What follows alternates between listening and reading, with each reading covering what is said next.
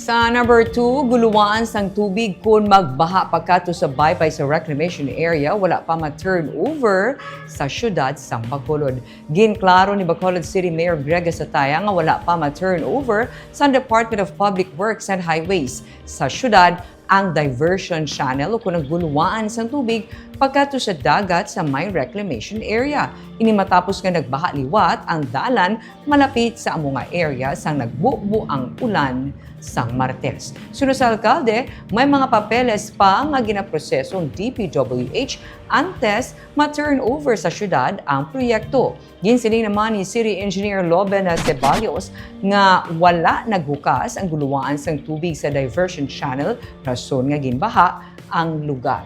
Sang ginkatuan ni sa City Engineer's Office, nakit-an nga nakakandado pa ang gate padulong sa diversion channel. Rason nga ila pa ini gintaklas agud lang mano-mano buksan ang sluice gate o kung guluwaan sang baha padulong sa baybay. Dugang ni Ceballos, sang nabuksan na ang sluice gate, madasig man nga nagtahaw ang baha sa dalan. Nagpangabay na ang syudad sa DPWH nga i-redesign ang mga proyekto o kung padakoon ang guluwaan sang tubig agud tigayo na nga malikawan ang posible liwat nga pagbaha. Isa man sa ginahinyo sa CEO sa DPWH nga kung pwede, ipabili na lang nga bukas sa anuman nga oras ang sluice gate, magluwas na lang kung may ginapaabot nga pagtaas ng tubig sa baybay. Hindi siya fully maka-discharge sang water, sang volume of water because of this. So, we will request DPWH and ang isa namon ka-request pagit if kung pwede, ang sluice gate full open all the time except if there is an impending forecast of a storm surge. Kaya kung delikado malang kung may storm surge, dirin siya masulod mo. So, ang storm surge, ang pwersa sa storm surge, pasulod niya inland.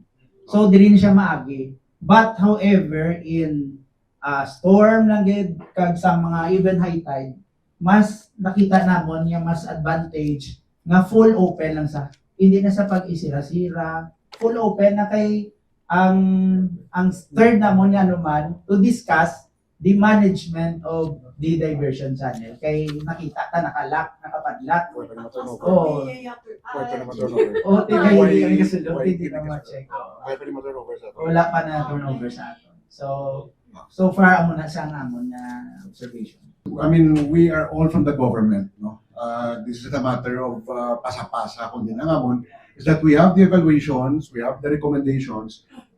I wrote na the RD of DPWH. We have a conference pala. Nag-present sang city engineers ang proposal kag suggestion basic ma-consider nila. And then hopefully kung maka-come up na with an agreement as to pag-manage sang area bala. Kaya kabudlay nga on our part, why kami gabi, kung sino pinang-charge, kaya kung mag-ulan to ang gabi, sino makatuto, so and so forth. So we will be requesting for a conference with them para we can iron out things na pwede masulba.